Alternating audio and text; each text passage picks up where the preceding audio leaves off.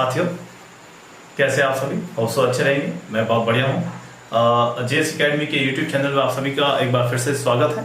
आज हम बात करने वाले हैं जूनियर अकाउंटेंट के सिलेबस की। जूनियर अकाउंटेंट कौन से डिपार्टमेंट की हम बात कर रहे हैं? तो बात कर रहा हूँ मैं बिजली बोर्ड की बात कर रहा हूँ। बहुत अच्छी खुशखबरी है आपके लिए, क्योंकि बहुत जल्द इसकी वैकेंसी आने वाली है। तो वीडियो को अंत तक जरूर देखिए। मैं आपको इसकी पूरी डिटेल के बारे में बताऊंगा कि वैकेंसी कब आने वाली है, कितनी पोस्टों के साथ आएगी, हम सिलेबस में क्या क्या पढ़ने वाले हैं। तो अब सबसे पहले शुरुआत करते हैं इसके सिलेबस की। तो चलिए शुरुआत करते हैं सिलेबस के अंदर हम क्या क्या पढ़ेंगे।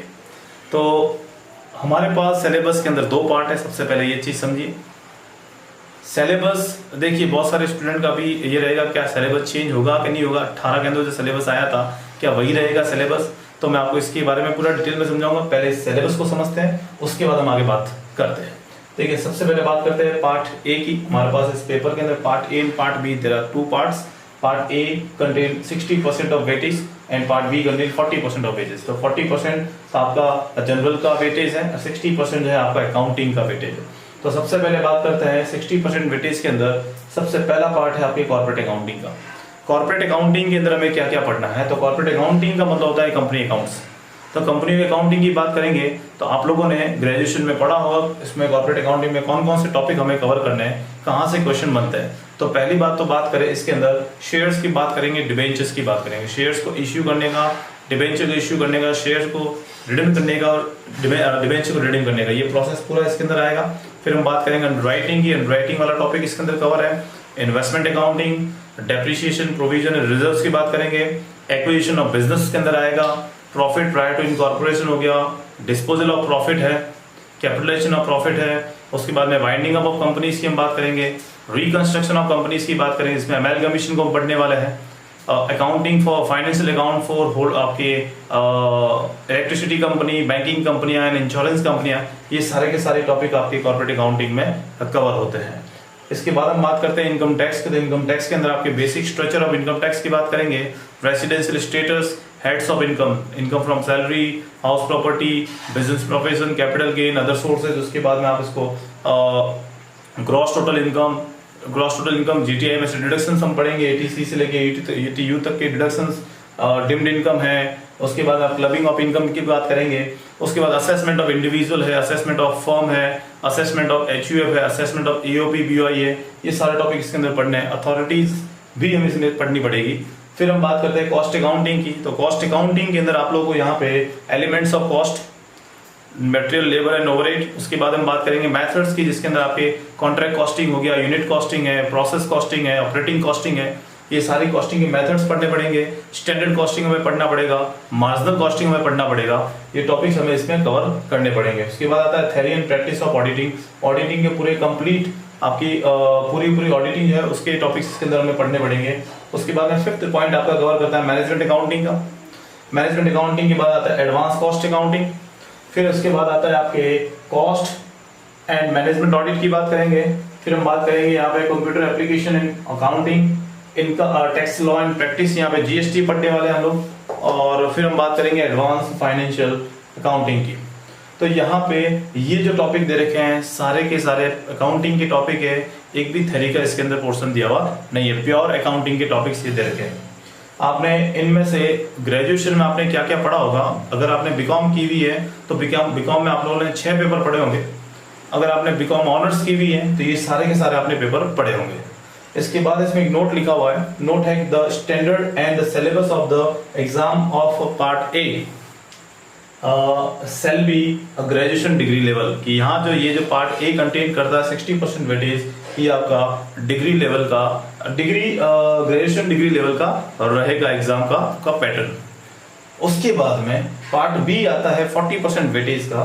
तो पार्ट बी 40% वेटेज में रीजनिंग एंड मेंटल एबिलिटी की बात करेंगे, इसका कोई स्टैंडर्ड नहीं है। मैथमेटिक्स की बात करें, मैथमेटिक्स क्लास 10 लेवल का दिया हुआ है।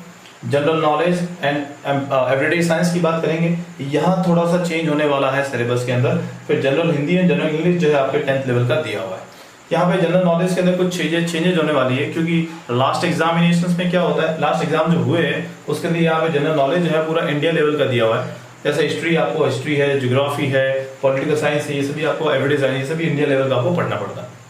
तो यहाँ के राजस्थान के स्टूडेंट को थोड़ा फायदा कम मिलता है। तो यहाँ पे इस तरह की बात अभी चल रही है कि यहाँ पे जो जीके का जो कंटेंट है वो आपके राजस्थान लेवल का जीके इसमें रखा जाए, इसका महत्व ज़्यादा दिया जाए। तो यहाँ पे अभी तक चल रही है, चर्चा चल रही है, अभी होगा नहीं हुआ अभी तो कह नहीं सकते, बट होने के चांस ज़्यादा है। इस जो आपके जूनियर अकाउंटेंट की ये जो पोस्ट है, ये जो भरी जाती है, मेनली इसके अंदर जो स्टूडेंट होते हैं वो या तो सीए के स्टूडेंट है या फिर जो एमकॉम एबीएसटी जिन्होंने कर रखी है, जिनकी अकाउंटिंग पे अच्छी पकड़ है, वो सिलेक्ट होते हैं। मतलब आप लोग को अगर कंपेयर करेंगे तो हमारे पास एक तो जूनियर अकाउंटेंट जो आरपीएससी ने एग्जाम करवाया था, और एक ही जूनियर अकाउंटेंट है जो आपके बिजली विभाग जो है बिजली विभाग बोर्ड जो है आपके एग्जाम करवाती है। इन दोनों में जमीन आसमान का फर्क है। आरपीएससी के जो बच्चे हैं वो आपके साइंस वाले स्टूडेंट, आर्ट्स वाले स्टूडेंट वो भी इसमें ऐड हो जाते हैं, कॉमर्स के अलावा। लेकिन यहाँ पे कोई दूसरे स्टूडेंट ऐड नहीं होते, क्योंकि बिकॉज प्योरली यहाँ पे किसकी जरूरत है, अकाउंटिंग की। तो ये अकाउंटिंग जो है आप जब तक नॉर्मली बीकॉम वाले जो बच्चे का जिन्होंने बीकॉम कर रखी है उन्होंने भी ये सारी अकाउंटिंग नहीं पढ़ी हुई है। तो आपके लिए अब इसकी बात करते हैं मैटर क्या पढ़ना चाहिए। तो सबसे पहली बात है, अगर आप ऑथेंटिक चीजें पढ़ना चाहते हैं, इन सब के लिए सीए इंस्टीट्यूट ICAI के स्टडी मटेरियल्स आते हैं, वो स्टडी मटेरियल्स आप पढ़ सकते हैं। वो डिटेल स्टडी है। हमारे यहाँ पे क्या ऑब्जेक्टिव टाइप के क्वेश्चंस आते हैं, उसके लिए थोड़ी स्टडी अलग करनी पड़ती है। मैं आप लोग के सामने नोट्स लेके आऊँगा, इसके हैंड रिटन नोट्स जो मैं खुद बना रहा हूँ इसके, वो मैं आप लोग को प्रोवाइड करूंगा। इसके लेक्चर्स में लेके आने वाला हूँ, वो लेक्चर्स आप इसमें देख सकते हैं। आप चाहो तो कॉस्ट अकाउंटिंग के तो कुछ लेक्चर्स मैंने इस यूट्यूब चैनल पे डले हुए हैं पहले से, आप वो देख सकते हैं। तो यहाँ ये पूरे सिलेबस की बात हुई। बुक जो है, बुक आप लोग को मैं नेक्स्ट वीडियो में बताऊंगा कौन सी आपको बुक लेनी चाहिए। अब बात करते हैं नोटिफिकेशंस की, तो बहुत जल्द इसका नोटिफिकेशन आने वाला है। वैसे ये 2020 में फरवरी के अंदर आने वाला था नोटिफिकेशन, बट ये नहीं आ पाया बिकॉज उसके बाद में फरवरी के बाद में डिले हुआ, फिर मार्च। तो यहाँ पे थोड़ा सा लॉकडाउन की वजह से, कोरोना की वजह से आपके नोटिफिकेशन जारी नहीं हो पाया है, बट अब बहुत जल्द इसका नोटिफिकेशन आने वाला है और वैकेंसी खुलने वाली है। तो अगर आपने इसकी तैयारी शुरू नहीं की हुई है तो बहुत जल्द इसकी तैयारी करना शुरू कर ले। हम इसका पूरा डिटेल में एक एक लेक्चर हम लेके आने वाले हैं, टेस्ट सीरीज भी हम लेके आएंगे और आपके सामने प्रस्तुत करेंगे। तो ये था आपके जूनियर अकाउंटेंट के सिलेबस का डिस्कशन। नेक्स्ट वीडियो में बात करेंगे इसके आगे के पोर्शन की। Thank you very much. Channel को सब्सक्राइब करें, शेयर करें और ज़्यादा से ज़्यादा इसको शेयर करें और कमेंट देना ना भूलें। Thank you.